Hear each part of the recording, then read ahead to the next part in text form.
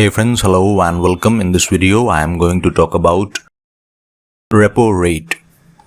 Repo rate, what it is, what is the meaning, how is it linked with inflation.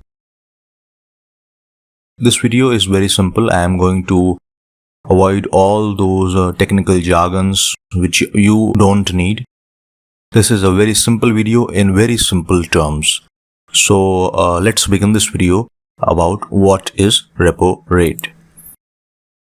So repo rate is a monetary policy tool.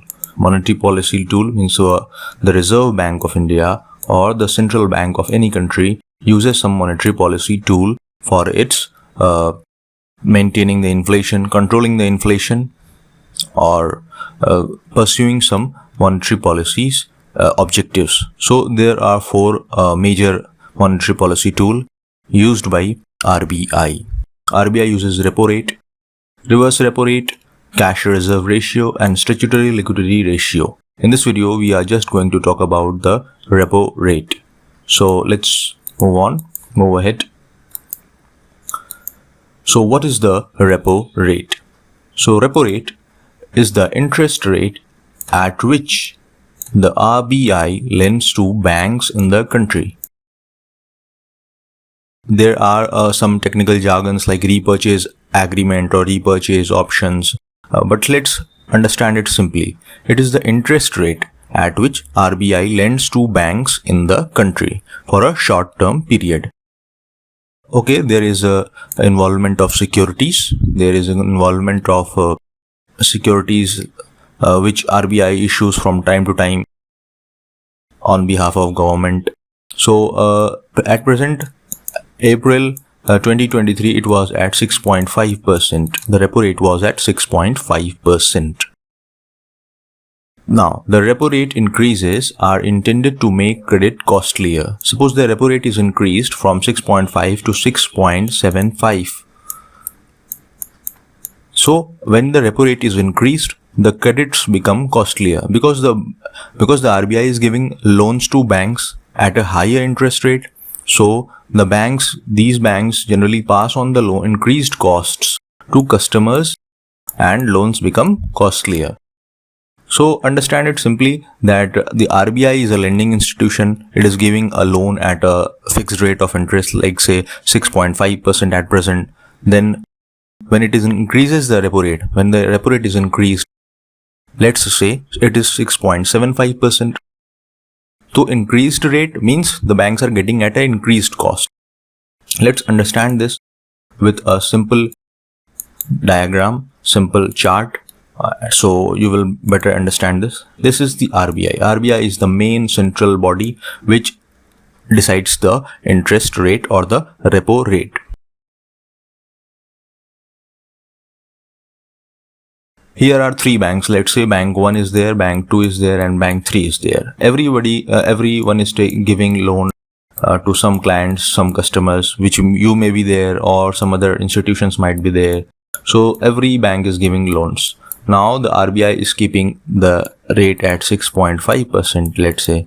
So these banks are getting at 6.5%. Bank 1, 2, and 3 all are getting at 6.5%. Now let's say the RBI has increased the repo rate to 6.75%. Now the cost has increased. Interest rate has increased for all these banks. So the customers here, you and me, are going to get this loan. Suppose any loan you are taking for house loan, you are taking for car loan or anything, all these loans are going to become costlier. When the repo rate increases, the loans become costly. So what are you going to do in these things? You are obviously not going to take loan, or you are going to, some people might actually think that it will be better that repo rate decreases. So somehow there will be a decrease of money supply in the system. So money supply in the system will decrease.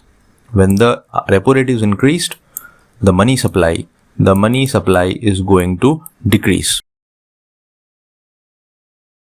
So let's move on and see how this affects to expensive credit. it means that the increased rate of repo rate dampens consumer demand, resulting in a corresponding drop in demand for goods and services. The demand for goods and services will decrease. On the other hand, when the repo rate is reduced, when the repo rate is supposed to say 6.5%, when it is reduced to say 6.25%, which is a reduced, there is a decrease. So people will take more loans, the banks will give more loans. This will enhance the availability of funds for banks. Sorry, this is funds for banks, reducing the overall cost of credit. Now the cost of credit has reduced, and this will boost the consumer demand. The consumers will now buy houses, and they will buy cars. So all these things will be bought more easily because the repo rate has decreased. So this is the effect of repo rate on consumer demand. Let's move on. Is it linked with inflation? Yes. The repo rate is certainly linked with the inflation. When we raise the interest rates, we are suppressing demand. The people are not going to demand, they are not going to buy things. They are not going to buy cars, or they will be hesitant. At least some of them will be there. They will be hesitant. That is why the demand in the economy is suppressed, and thereby the inflation declines. So when the repo rate increases, this is the repo rate. This is the repo rate when it increases. Though inflation, it decreases. The inflation decreases. So this is a direct relationship. On the other hand, when the repo rate decreases, the inflation might increase or might not increase. This is not certain. If the absorbing capacity of the system, is there, that this much decrease has been absorbed, inflation might not increase. But there is possibility that decreased repo rate leads to rising inflation. So I hope you have understood this video. Very simple video for all those who want to understand how the repo rate is working, how it boosts the demands, or how it affects the demands and the inflation. This was a very simple video, and I hope you would like this video and share with your friends. And please subscribe to our YouTube channel for more videos related like this videos, explainer videos, and all those candidates who are going to attempt UPSC prelims. This is a very important understanding video. This is a very important policy tool, monetary policy. It is always asked in the prelims questions.